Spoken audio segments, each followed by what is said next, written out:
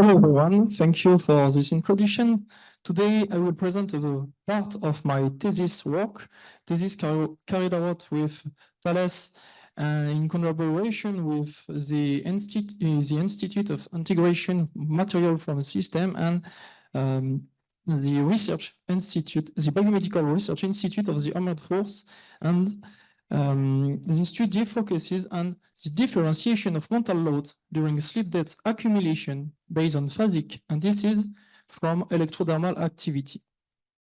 In avionic environments, aviators and aircraft crews deal with various mental demand situations, alternating between phases of high mental demand, like crisis situation managing, multitasking, and in other hand,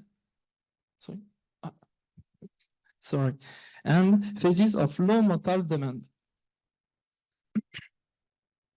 If this mental demand persists over time, they can lead to the apparition of deleterious states like overload, drowsiness, stress, which can impair the cognitive performance. In order to prevent this degradation, this deterioration of performance, various studies was conducted with the objective of monitoring the level of mental load imposed on the individual. For this, various tools can be used, such as NASA-TLX questionnaires to gather subjective feeling, perception of the workload demand imposed by the task execution, or by looking directly at the levels of activation in the brain using electroencephalography. Nevertheless, questionnaire completion requires the task to be stopped, and even through technological advancement are progressing, devices like EEG stay relatively constraining to be used in real situations. Since it is difficult to measure brain activity directly, we choose to do it indirectly. And if we can do this, it's because there is a strong interconnection between the central nervous system and the numerous of structures. Interconnection made possible by the central autonomic network highlighted by Benarok in 1993 via the autonomic nervous system. Consequently, the activity of structures under the control of the autonomic nervous system, particularly under the control of sympathetic branch, involved in responses to mental load solicitation, will reflect what is happening at central level. One of these structures is the eccrine sweat glands, mainly found on the surface of the skin of the hand and feet, and which presents the particularity to releasing sweat when we are under high load demand. What's more, it's easy to measure their activity. To do this, we send a light electrical current at the surface to the skin, and we measure its propagation. And the result is a conductance signal called electrodermal activity. It seems, therefore, possible to use the information provided by the electrodermal activity signal to differentiate the mental load imposed to the subject. And by integrating this electrode in gloves or directly in the socks of operator, to do so without disturbing them into their activity. Here, an example of 25 minutes of electrodermal.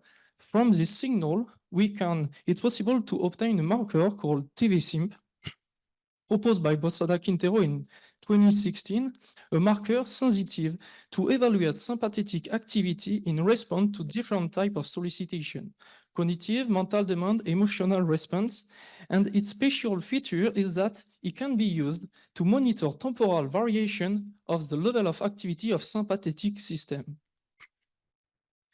To better understand, let me explain how to obtain this index. To do this, 4 steps. The first one, break down the signal using a frequency demodulation method. This gives us, as you can see here, different frequency components in our signal, contained in our signal. After that, we need to identify the component of interest, component those containing information to the frequency band in which the sympathetic system operate, that is 0.04 Hertz, 0.25 Hertz. After that, we need to sum the components of interest, and now we can measure the instantaneous power using Hilbert transform. We then obtain the time frequency evolution of sympathetic activity over the time, which will reflect the level of solicitation imposed to the individual. If we return to our electrodermal signal, we can see that the sympathetic system is much more activated during cognitive tasks comparatively to the situation of rest.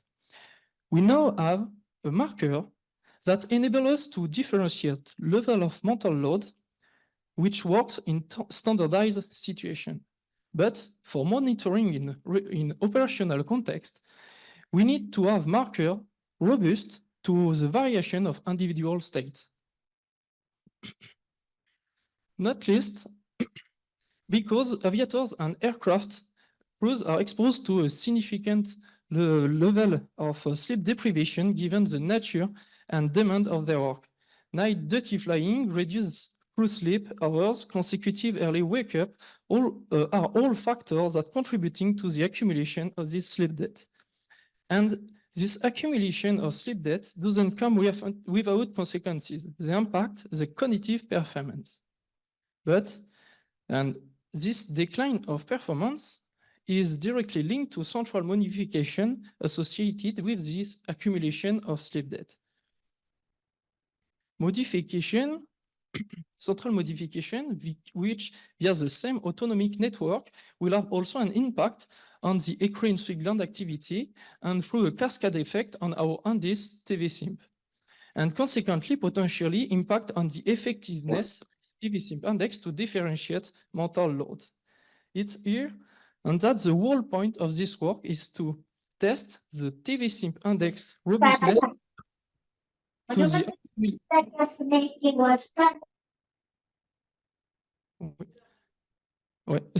Can you mute your audio, please? And that is the whole point of this work, identifying whether the TV-SYMP index is robust to the accumulation of sleep debt to differentiate mental offload. A second objective is to use the time frequency information from the TV-SYMP index to identify the phases.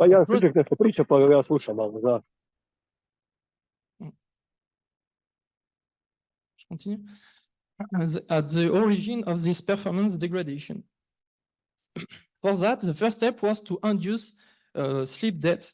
For that, 43 participants performed a 4 days experimental protocol. On the first night, they slept 8 hours to have a baseline. The second night, we involved total sleep deprivation to induce sleep debt. And the third night involved sleep restriction with only 3 hours of sleep. After that, we need to induce different level of load. For this, each day at 2 p.m., after a 5 minutes of rest period consisting watching a neutral emotional video used as a baseline, participants perform 10 minutes of 2 scenarios of MATB2, inducing 2 different levels, low and high. More, throughout the protocol, electrodermal activity was collected on the foot. Let's talk briefly about the MATB2 task. It's a task that requires the individual or simultaneous execution of 4 subtasks. I'm only going to speak about the tracking task, the only one that allows us to obtain a performance score throughout the task. This tracking task, which consists to keep the target at the center of the window. The tracking score is the root mean square distance from the center of the target to the cursor location expressed in pixel. This tracking score will be our main measure to monitoring changes in individual performance. And by varying the number of events by minute, we can change the level of mental load imposed. based on previous work, we chose 2 events by minute for low load condition and 15 events by minute for high load condition. Finally, after each MATBED task, the level of mental load perceived was collected using the NASA-TLX questionnaires. Before moving to the results, I briefly outline the methodological statistical processing. In order to highlight any interaction effect, we decide to effect between the level of sleep and the level of load. We used two-factor repeating measure ANOVA. After that, we conduct 2K post-hoc with bufferoni correction. Now, let's talk about the result. Concerning the mental demand perceived, we observed a sleep debt level effect with a lower mental demand perceived in situation of long-term sleep deprivation restriction, the day 3, regardless of the load. We also observed a load level effect with an increase of mental demand perceived under high condition, regardless of the sleep level, that confirms the induction of 2 different mental loads, and no significant interaction effect was observed. Now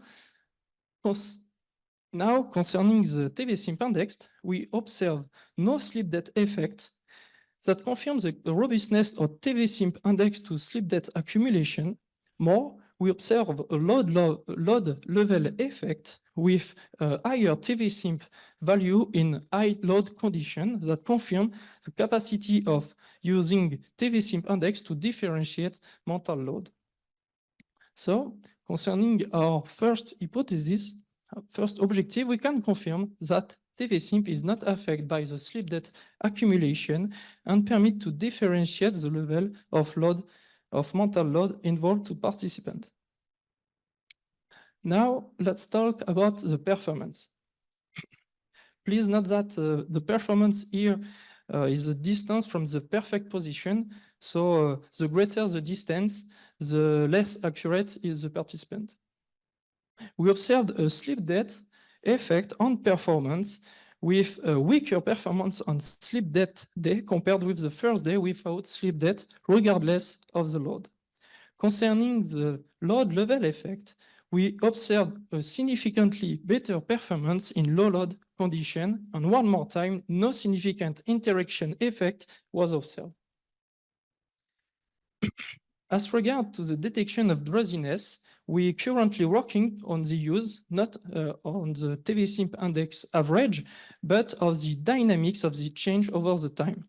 Here is an example of what we currently doing, which involve associating performance drift to a TV-SYMP value with the objective to detect the drowsiness phase onset and predict the alteration of performance. So to conclude concerning our second objective, we can confirm that sleep debt degrades the tasking performance regardless of the load involved, and that using TV-SYMP index evolution over time seems to be a promising to detect phase of drowsiness. And for the rest, we continuing work on detection drowsiness phases based on change in TV-SYMP index. And finally, it could be interesting to combine the TV-SYMP metrics with other metrics from another device to create a model to predict the onset of drowsiness and predict the alteration of performance. Thank you for your attention.